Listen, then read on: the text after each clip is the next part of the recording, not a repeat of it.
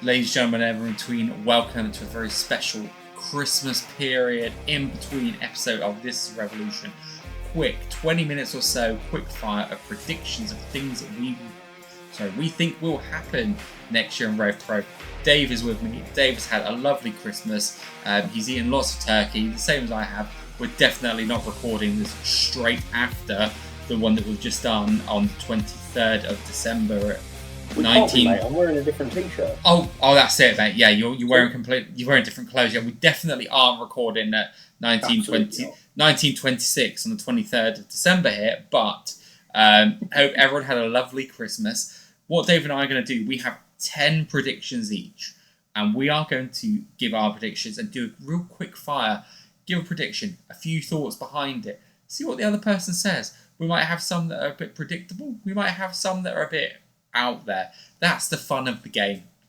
Before that, Monday is going to be our award show, end of year awards and thoughts going into 2025. Already working on a power ranking system as well, which you guys are going to see in our first show in January about how 2023 went. Nice little fun addition. But this is going to be another thing that Dave and I are going to keep looking at over the year and say, how do we think things are going here? And seeing if we're getting any more points. If I can get another win over Dave, I'll take it any day. So, Dave, I'm going to kick us off with something that I'm going to give potentially my boldest prediction of all. Neither Michael Oku or Luke Jacobs will be in the main event and or the RevPro Undisputed British Championship match at the anniversary show.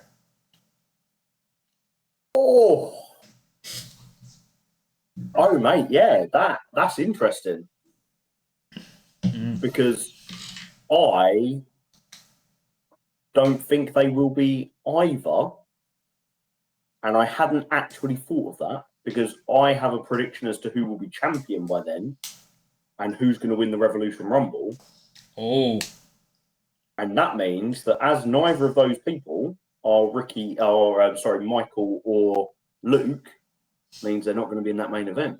Mate, that is a bold prediction. I'll give you one of my two then. Yeah. Ricky Knight Jr. becomes undisputed British Heavyweight British champion at high stakes, which by my maths will be in not very many shows' time. No. There's not going to be many shows between now and then. I think Oku is going to have a very short... It'll be quite long not quite long. It'll be longer in terms of days than it will be in terms of appearances. I think Ricky beats him, and I think Ricky beats him quite dominantly, and has like the Triple H reign of terror with that belt, which means he will be in the main event at the Copper Box. Nice. I think you're right with high stakes. I think high stakes I'm pitching in either for the 8th or the 15th of March. We know it's going to be March. Andy said he thinks it's going to be March. And we've got a show at the 229 on the 2nd, unless they go for the 1st of March. To kind of add into your one there, I have said Ricky Knight Jr. will hold the RevPro Undisputed British Heavyweight Championship by the end of High Stakes 2025. And what I mean by that, I don't necessarily mean he'll win it at that event, but I think by that time period, he will have the title. Yeah. I think he'll have it sooner. Do you think so? I do. I haven't... a title win at like the 229 or Southampton or something like that? I think something's happening. I genuinely think something's happening. But that is also one of my predictions, so I'm going to tick that off my list. So how many predictions have you given so far?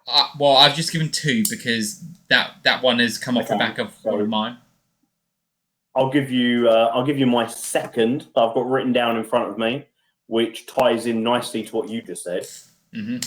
In Southampton on February 9th, Michael Oku will defend the undisputed British Heavyweight Championship against David Francisco.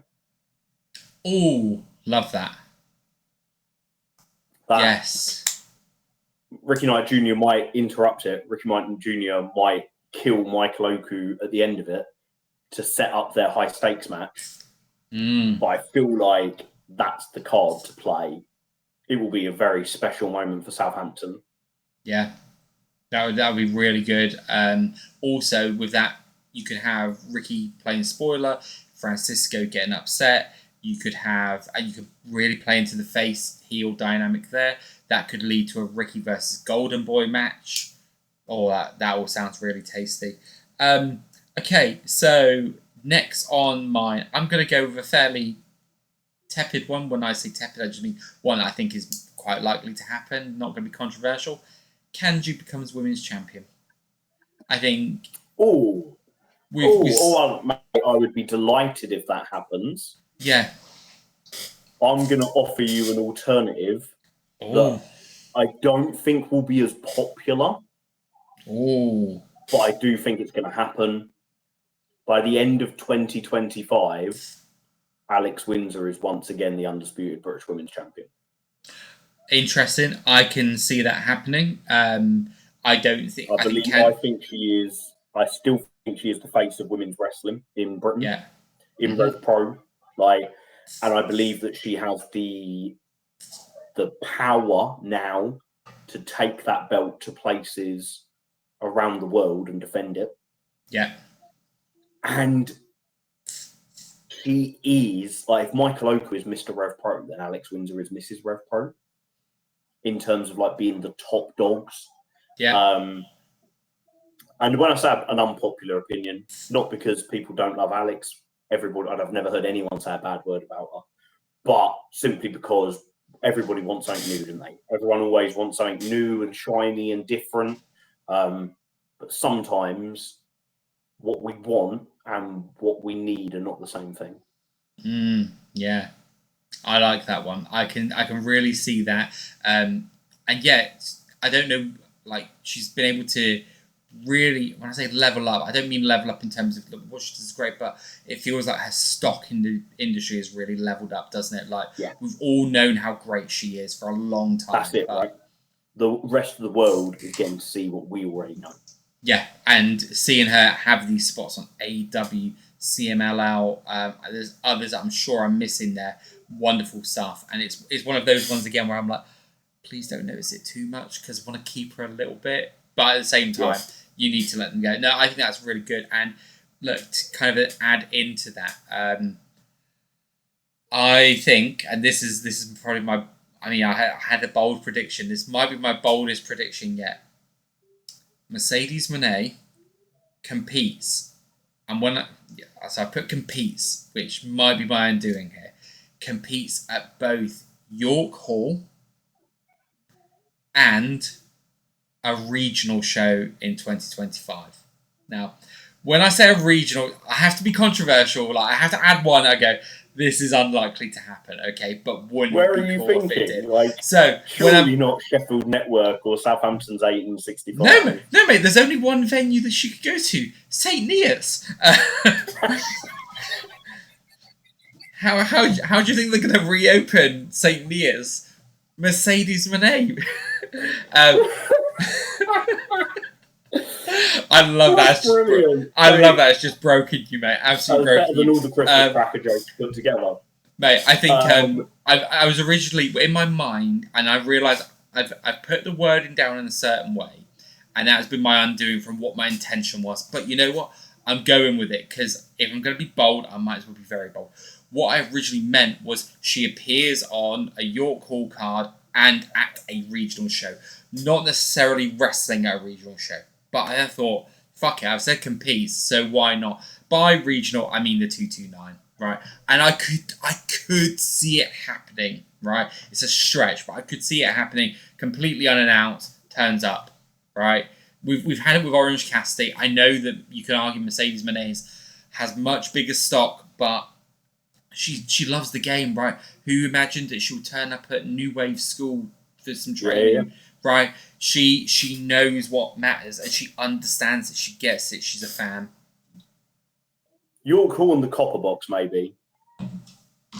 Copper Box and Doncaster Dome. York Hall and Doncaster Dome. I can't see it being anywhere smaller than that. I couldn't even see it being the Gordon Craig Theatre, even though that holds it's a field, that's big. But Mate, who am I to judge? Right. Yep. Your call and on the 229 or any other regional show. Bring it to the 1865.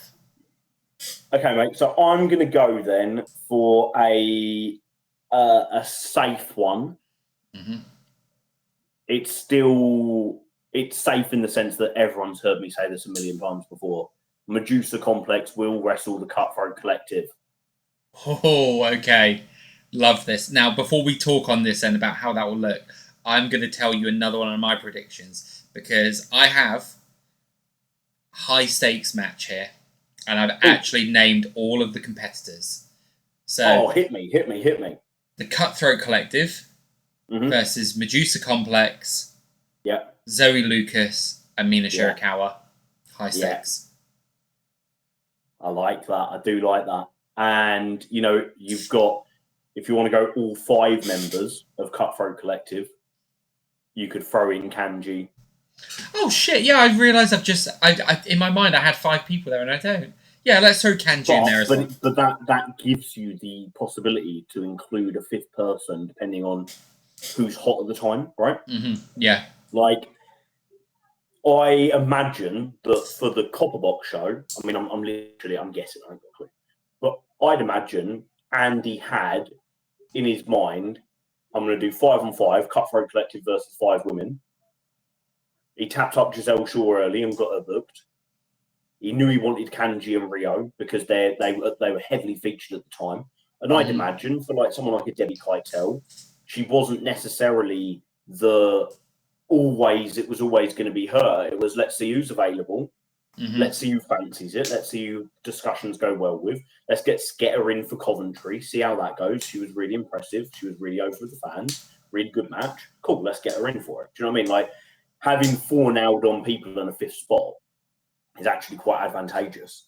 And we know Andy likes to play it a little bit like that because he said before, isn't he, with the schedule, he likes to keep some weekends free. So if opportunity arises, he can seize it. Yeah. Okay, I'm going to stick with the women for one more. Mm-hmm. We will see in a Revolution Pro Wrestling ring again, more than once, Hyan. Nice. I like that. I've not seen Hyan a lot. I've seen some bits here and there. Hyan was one of those people who'd come over a lot during the period where I was looking at a Southampton card going, not enough is grabbing me right now, and I still wasn't as into as much as I am now. And I really regret not taking the opportunity to see Wrestle more. I thought she was great when she was at the Copper Box last year, despite the crowd ruining that fucking match. I'd like to see her come back. And then when, I won't lie, I saw the Stephen Wolf promo, and I was like, my first thought was, oh, I hope Hyan comes over as well. Right? And that's not to take away from Stephen. Really excited to see him on what is going to be an extended run as well. Love that. But if we can get Hyan here. Stephen Wolf prediction next. Oh, go for it. Stephen Wolf will be undisputed British Cruiserweight champion. Oh, nice. Yeah. And he will take that belt around the American Indies. Oh. And we will see it defended as much in America as we see it defended in the UK. Nice. I mean that in the sense that I think it would be defended a lot in both countries. Yeah. Not like a couple of times here and a couple of times there. I think Stephen Wolf, he's got massive potential to be a brilliant asset for RevPro. Yeah. He's massively over on American Indies from everything that I see. Yeah. He's great at all aspects of it. He's a great in-ring wrestler. He's a great character. He's great at getting his message across. Like the fact that I know what he's doing in American Indies when I don't watch them, but just through following his social media and seeing all his stuff. Yeah. I know that the vignette said he's coming over not just for 1 or 2 shows, but he's coming over a lot, like Manders is. I think this could be a really, really good bit of business. We know the women's championships being defended in the Tokyo Dome. Mm-hmm. The men's championships being defended in the Tokyo Dome and Madison Square Garden. The tag team championships were defended by Sunshine Machine in America. Time to get the Cruiserweight Championship defended around the world as well. RevPro's titles are definitely going to get some prestige worldwide. Yeah, I think so, mate. I think so. So for me, another one, just speaking of women's wrestlers, I've got a very simple one here. Amira has a RevPro match. Not her first RevPro match. No, but I know. I only realised this the other day that she has wrestled for RevPro before.